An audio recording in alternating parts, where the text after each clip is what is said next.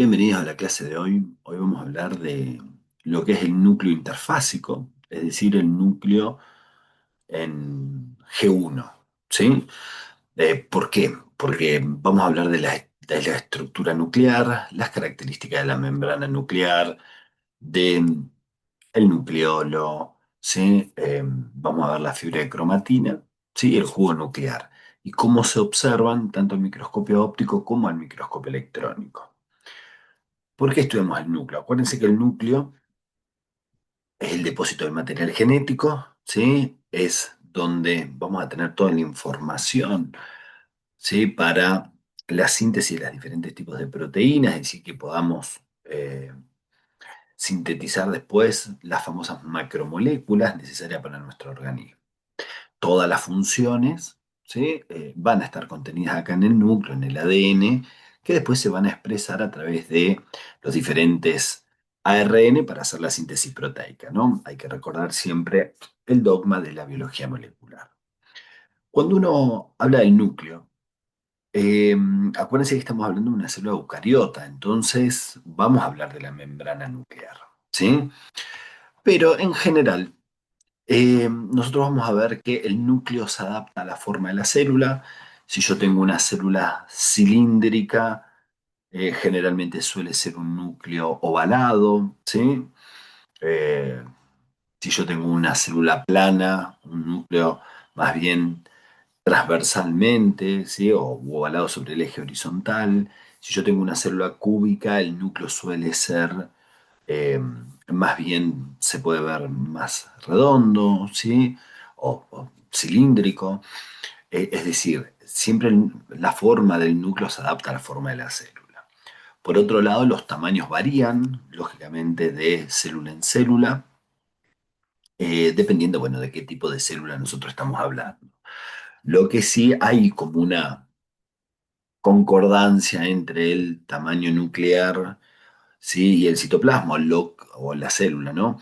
O lo que ocupa, ¿sí? De ese citoplasma el núcleo. Por eso se habla de una relación núcleo-citoplasma, la cual generalmente es un tercio, ¿sí? De ahí que el volumen nuclear, eh, para sacar esta relación, se hace el volumen nuclear menos el volumen citoplasmático sobre el volumen citoplasmático.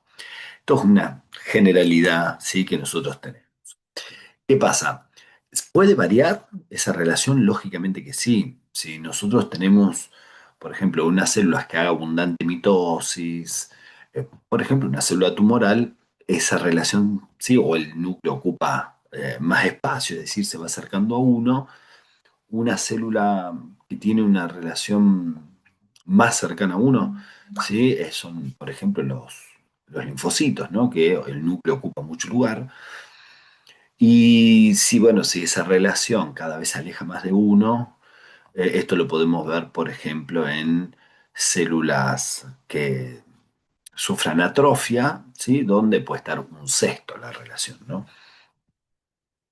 Muy bien. ¿Qué pasa? Normalmente en las células encontramos un núcleo. Hay ejemplos de células que sean anucleadas, ejemplo, el glóbulo rojo. Eh, el tema de las plaquetas es un tema porque, bueno, las plaquetas son fragmentos del megacariocito, entonces algunos las nombran, otros no, pero bueno, lógicamente no presentan núcleo. Y después nosotros podemos encontrar que podemos encontrar células multinucleadas, es decir, podemos encontrar el sincicio trofoblasto, que sí, hay células de la placenta, puedo encontrar células hepáticas, donde pueden encontrar hepatocitos bitrinucleados, se puede ver en el cartílago, puedo ver el osteoclasto, ¿no? Lógicamente, ante ciertas situaciones, donde generalmente son uninucleadas, pero bueno, ante algunos procesos se pueden volver multinucleadas. Generalmente para la célula, para generar varios núcleos, para ser multinuclear, tiene dos mecanismos. Uno es por que se fusionen varias células, ¿sí? Es decir, se unan las membranas plasmáticas y me queda una célula multinucleada. Esto es lo que pasa con el sincicio trofoblasto, de ahí que se llaman sincicios, ¿sí? Y lo otro es por cariocinesis, es decir, división nuclear, que generalmente no está acompañado. de división citoplasmática, ¿sí? Que era la citocinesis. Esto es lo que generalmente llaman plasmodios. Muy bien. ¿Qué pasa? Yo tengo que describir, ¿sí? Por un lado, lo que era la membrana nuclear, ¿sí? Ya empezando con las características, que es característico de una célula eucariota, ¿no? De ahí es que, si yo lo miro al microscopio óptico, a la membrana nuclear, la verdad que se ve como un halo, como una línea, ¿sí? Que separa el citoplasma del núcleo, ¿sí? Esto se observa no por el tamaño en sí de la membrana, sino por lo que tiene adherido. Es decir, la membrana, la membrana nuclear mide 30 nanómetros, es decir, sería invisible al microscopio óptico, pero ¿sí? Cuando empezamos a sumarle las unidades ribosomales, le vamos a agregar lo que es la cromatina marginal, ¿sí? Cuando empiezo a sumar todo, por ahí se puede observar y lo podemos ver. ¿Sí? Acá lo tienen escrito, yo me voy a ir a un dibujito para que lo vean, ¿sí? Fíjense cómo la membrana nuclear es una bicapa, ¿sí? O una doble capa con una membrana externa, una membrana interna, separadas por un espacio, ese espacio es la cisterna nuclear, ¿sí? Ambas membranas se ponen en contacto pura y exclusivamente, ¿sí? Donde nosotros encontremos el complejo de poro, ¿sí? Fíjense que el poro, más allá de que son estructuras dinámicas, ¿sí? Que pueden, uno dice, bueno, depender del estado funcional de la célula, estas regulan el pasaje de sustancia. Por ejemplo, del núcleo al citoplasma saldrán los diferentes tipos de ARN, eh, tanto el ribosomal, el de transferencia, ¿no? El mensajero, y del citoplasma al núcleo, muchos factores reguladores, ¿no? Que podrán intercambiar, ¿sí? O podrán ingresar a lo que es el núcleo. El complejo de poro, ¿sí? Tiene un diafragma, ¿sí? Que es eso verde que tienen ahí. Vamos a tener un anillo formado por 8 proteínas, ¿sí? Donde se ven también fibrillas, filamentos y hay un gránulo central, ¿sí? Muy bien. ¿Qué pasa? Yo dije que, claro, 30 nanómetros no lo podríamos observar, pero generalmente la membrana tiene adherida a la membrana externa sus unidades ribosomales y la membrana interna tiene una lámina fibrosa y la cromatina marginal. Con todas esas estructuras es lo que nos permitió verlo al microscopio óptico como un, directamente un límite, una línea nucleocitoplasma. Muy bien. Otra de las estructuras es el famoso nucleolo, ¿sí? Eh, el nucleolo es el sitio físico donde se va a sintetizar el ARN ribosomal. Cuando nosotros vemos el nucleolo al microscopio óptico, se ve como un gránulo electrodenso, ¿sí? Como una pelotita negrita, ¿sí? Bien basófilo. En cambio, cuando uno los empieza a estudiar un poquito al microscopio electrónico, ahí sí podríamos nombrar que hay un componente granular, un componente fibrilar. El componente fibrilar es central, contendría ADN, ¿sí? Y ARN ribosomal naciente, inmaduro. Y ya en la parte granular, periférica, sí contendremos los ARN ribosomales ya maduros, ¿sí? Así también como, bueno, hay proteínas, ¿sí? Que pueden ser las riboforinas, ¿sí? Y las distintas unidades ribosomales, ¿sí? Como para diferenciar a nivel de... El, y después viene la famosa cromatina, ¿sí? La cromatina está constituida por ADN más histonas. Al microscopio óptico se visualizan agregados de heterocromatina, ¿sí? Por ejemplo, la cromatina marginal, ¿sí? Por otro lado, podemos encontrar asociada al nucleolo, lo puedo encontrar libre, ¿sí?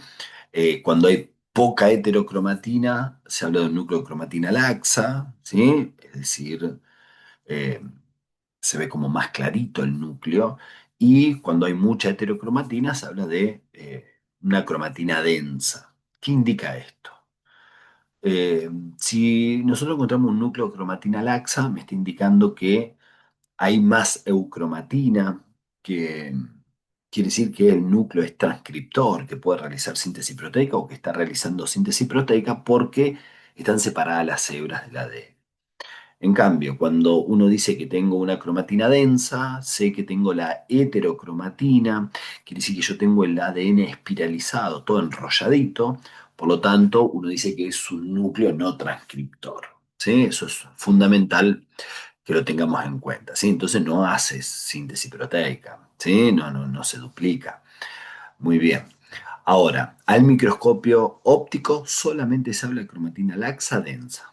En cambio, al microscopio electrónico, donde había cromatina laxa, ahora le paso a decir eucromatina, porque está formado por ADN no repetitivo, tiene replicación temprana y transcribe, ¿sí? En cambio, la heterocromatina, ¿sí? Al Mo, ustedes me habían dicho que el núcleo era de cromatina densa, cuando lo miro en microscopio electrónico digo que tiene heterocromatina. Esa heterocromatina es, lógicamente, no transcriptora, pero la vamos a dividir en dos variedades. En una lo que es la heterocromatina constitutiva, más o menos un 10% es heterocromatina constitutiva, está siempre condensada, ¿sí? No transcribe, está formado por ADN de tipo muchas veces repetitivo, tiene duplicación tardía, es inactiva, ¿sí? Pero bueno, nosotros las encontramos, ¿sí? Ahí formando parte de esa heterocromatina. La mayoría de la heterocromatina es facultativa, está formada por ADN no repetitivo, tiene duplicación más temprana que la constitutiva, pero más tardía que la eucromatina, ¿sí? Es genéticamente active y transmite según necesidad. Es decir, si yo la necesito, ¿sí? Se desespiraliza y empieza a transcribir, ¿sí? La mayoría pertenece a esta heterocromatina de tipo facultativa. Muy bien. Eh, Cuando uno habla de la fibra de cromatina, después lo que vamos a estar hablando generalmente son los cromosomas, ¿sí? Por eso, fíjense que nosotros tenemos, bueno, la doble hélice del ADN, el ADN más las histonas, ¿sí? Van a formar lo que se conoce como nucleosoma, ¿sí? 8 histonas forman un nucleosoma. Las histonas hay histona 1, que está en la parte desespiralizada del ADN, y después histona 2A, 2B, 3 y 4, que están en la parte del nucleosoma. ¿Qué pasa? Después se van reuniendo de a 6 nucleosomas para formar un solenoide o selenoide, y después lo que hace es empiezan a espiralizarse, ¿sí? Dentro de esas espiralizaciones habrá de primer grado, segundo grado, superespecializaciones, hasta que formarán estas fibras de cromatina. Cuando se condense en metafase, formaremos los cromosomas. De ahí que nosotros decimos que hay 46 fibras de cromatina, que son después los 46 cromosomas, ¿sí? Así que después, bueno, vayan al videíto de cromosomas, ¿sí? Así eh, completan lo de la fibra de cromatina. Recuerden siempre, ¿sí? ADN más histonas, estamos hablando de la famosa fibra de cromatina, ¿sí? 8 histonas generan un nucleosoma. 6 nucleosomas generan un selenoide y después empiezan a ver las espiralizaciones, ¿sí? Primer orden, segundo, ¿sí? O primer grado, segundo grado, las superespiralizaciones hasta formar los cromosomas, ¿sí? Lógicamente empezarán por cada una, ¿sí? De las cromátides. Muy bien. Y después uno describe el jugo nuclear. La verdad que tanto al Mo o al Met se va a ver como un espacio vacío, ¿sí? Por lo menos ópticamente vacío, entre el nucleolo, entre los gránulos, ¿sí? Lógicamente por dentro del límite núcleo-citoplasma, si estamos hablando al microscopio óptico, al MET, es lo mismo, nada más que, bueno, es una solución coloidal semilíquida amorfa, sí que está delimitada lógicamente por la envoltura nuclear eh, entre los componentes nucleares formes, ¿sí? Después contiene lo mismo, chicos, componentes inorgánicos, orgánicos. No tengan en cuenta que hay moléculas grandes que no van a poder difundir. Acá al núcleo como el glucógeno, la albúmina, ¿sí? Pero bueno, recuerden que por ese complejo de poro, ¿sí? Podíamos o pasan sustancias, ¿sí? Tanto en sentido núcleo-citoplasma como citoplasma-núcleo. Esto es como para que tengan una noción de lo que era el núcleo, ¿sí? Fíjense que estudiamos el núcleo en lo que es un núcleo interfásico o en G1. ¿Para qué? Para estudiar la estructura, ¿sí? Después uno puede estudiar el núcleo, ¿sí? O la célula misma, ¿no? Cuando entra en división y ver las características que adquiere el núcleo en cada fase, o, ¿sí? Otra forma de estudiar es hablando de la síntesis proteica, ¿sí? Traten de reverlo, esto es para ver la estructura, ¿sí? De nuestro núcleo celular, ¿sí? Recuerden que esto es una célula eucariota lo que describimos. Así que bueno, chicos, nos vemos en el próximo video donde vamos a hablar de síntesis proteica. Nos vemos, hasta luego.